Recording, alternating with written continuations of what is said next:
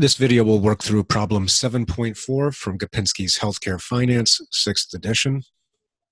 In problem 7.4, we're presented with a table that looks like what I've copied out here on the sheet of paper, where we have a breakdown of the number of admissions by payer type, the average revenue per admission, and the average variable cost per admission for each of the payer types.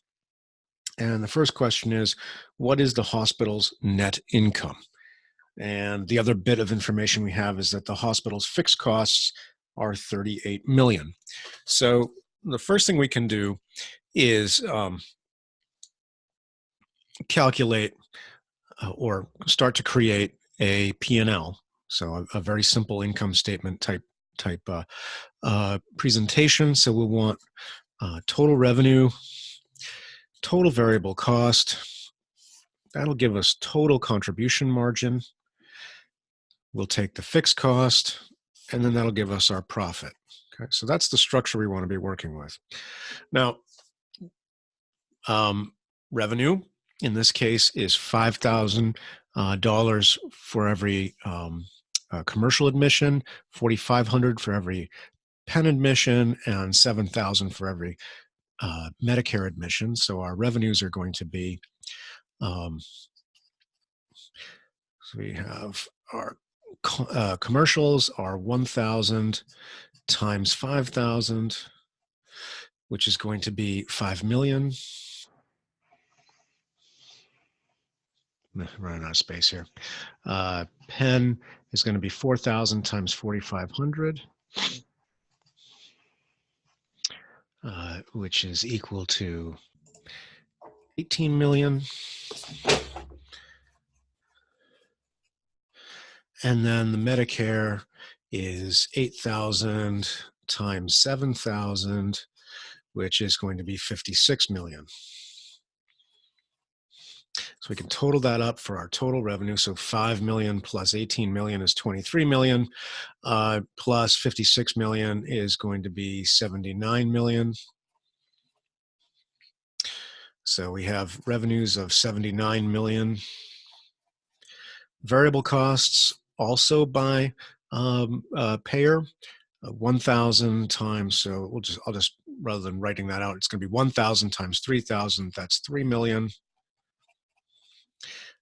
Pen is going to be 4,000 times 4,000, that's 16 million.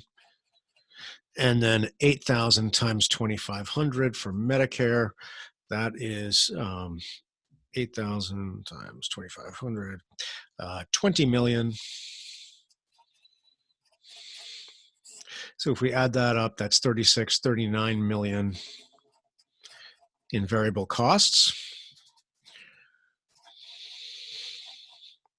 Okay. So our contribution margin is our revenues minus our variable costs. That's 40 million. And then the problem gives us that fixed costs are 38 million. So our profits are 2 million. So that is part A. Part B, now we're going to make things a little more complicated. Half of the commercial group, or 500 admissions, is moved to a capitated plan. Okay, so a little more information here. We assume that half of the 100,000 covered lives in the commercial payer group will be moved into a capitated plan. All utilization and cost data remains the same. What PMPM rate will the hospital have to charge to retain its Part A net income? Okay, so half of the commercial admissions, or 500, so half of the 1,000 admissions that currently come from our commercial payers are going to come from a capitated source. And so we'll have two kinds of revenue then. We'll have fee-for-service revenue and capitated revenue. Currently, we get 5 million in revenues from the commercial pay. So if half of our uh, revenues from commercial are going to now come from capitated, half of 5 million, of course, is 2.5 million. So our total revenue from our capitated has to be 2.5 million. Since revenue from a capitated model doesn't come from the number of admissions, instead it comes from a per member per month or per year estimate, then we have to figure out how much do we have to charge per member per month in order to generate 2.5 million. Now, I read this problem a little bit differently than the way it's done in the textbook answer. So I will do it kind of both ways, but the way I read this is when it says assume that half of the 100,000 lives in the commercial payer group will be moved to a capitated plan, what that says to me is half of 100,000 is 50,000. So I would have covered lives equal to 50,000. Sorry, 50,000, not 50 million. 50,000. And so I have to figure out if I want to generate 2.5 million in revenue and I have 50,000 covered lives, how much do I have to charge per member per month in order to get $2.5 million?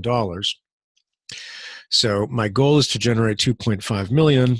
I have in revenue, if I have 50,000 members, if I want $2.5 million in revenue per year, I can get a per member per year simply by dividing the total amount of revenue that I want to generate by the number of covered lives. That gives me a per member per year amount. So that's going to be 2.5 million divided by 50,000 gives me $50 per member per year. And then if I want to get a per member per month, PMPM, I just take the 50 divide by 12 and I get 4.17, because it's 4.166 repeating, right? So roughly $4.17 per member per month. Now that's my take on this. The textbook instead of using 50,000 uses the full 100,000 covered lives. So if instead you assume 100,000 covered lives, the calculations are done the same. 2.5 million divided by 100,000 gives you $25 PMPY, and then PMPM is 25 divided by 12, which is 2.08, which is the book answer. So I don't think, based on the way it was written, I don't read it. I read it the way I did it with 50,000 lives. I think there's a subtlety there that I think they could have written their problem better if they were trying to get at the 100,000 lives. Okay, so that's part B. Part C says, now assume the same revenue from the capitated population, but reduce the admission rate by 10%. Okay, so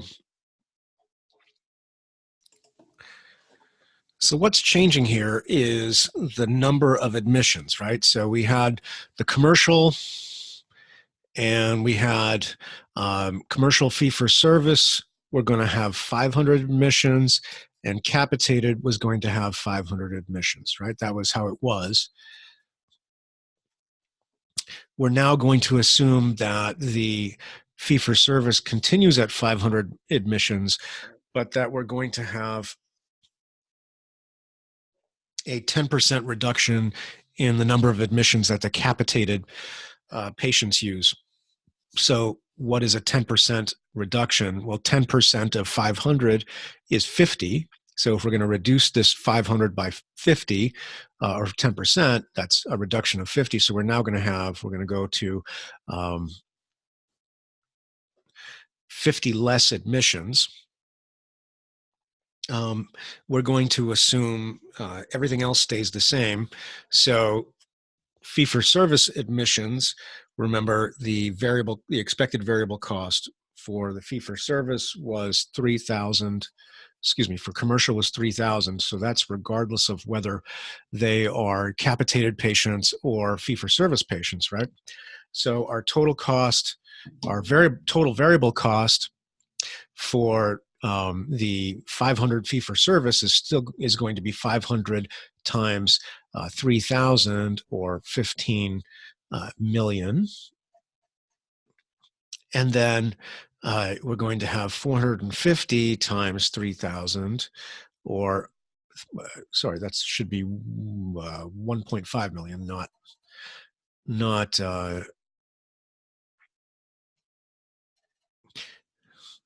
let me rewrite that. It should be 1.5 million, not 15 million. 500 times 3,000 is 1.5 million. 450 times 3,000 is 1.35 million. So our total costs for our commercial are now going to be 2.85 million. So if we compare that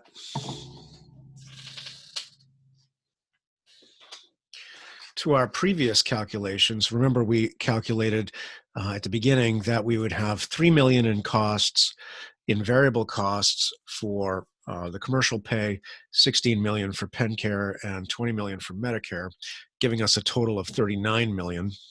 We're going to then instead have a reduction of 150,000. So the commercial payers will be 150,000 less. So our total revenues are going to still be the same. That's going to be 79 million, right? Because we're assuming no change in revenues. Our total variable cost, however, will be commercial pay 2,850. PennCare, remember from before, was 16 million, and Medicare is 20 million. We haven't done anything with those. So 16 million for the PennCare patients, and 20 million for the Medicare patients. If we add that up,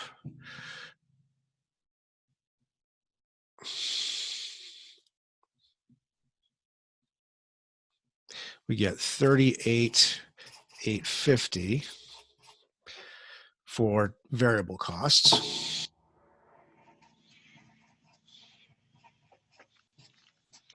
So our total contribution margin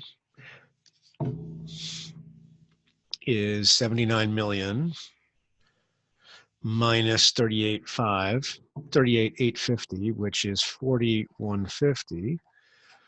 And then our fixed costs are still 38 million. And so our profit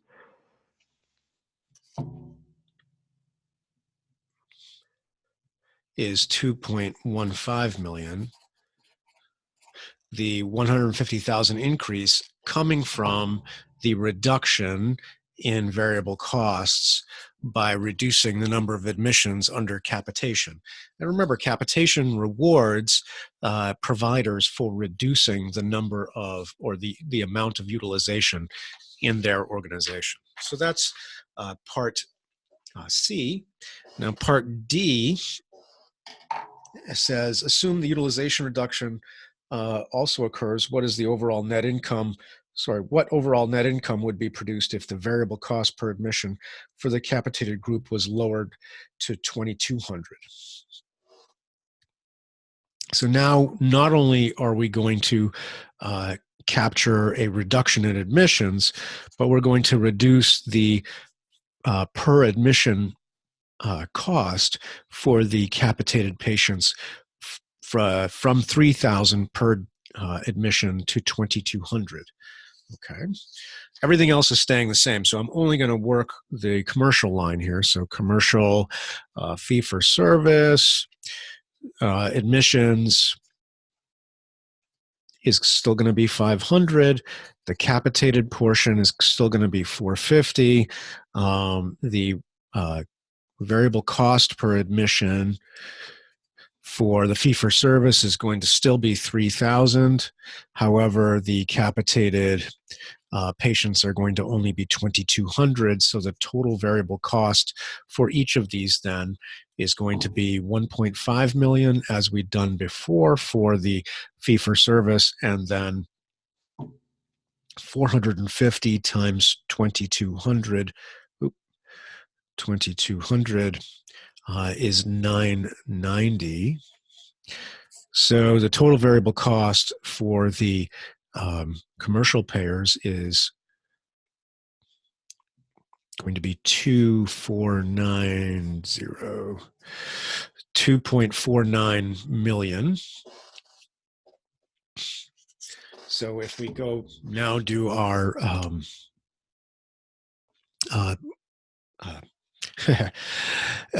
do our P&L.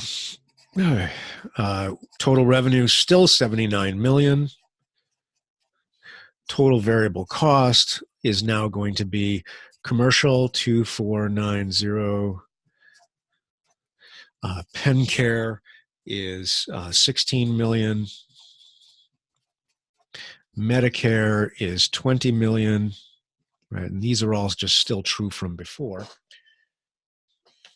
So 249 plus 16 million plus 20 million is 38,490. So 38,490 in total variable costs gives us our total contribution margin. We'll make that negative, add the 79 million. $40,510,000 in contribution margin. Our fixed costs are still 38 million. So we subtract 38 million and we get profit of 2,510,000.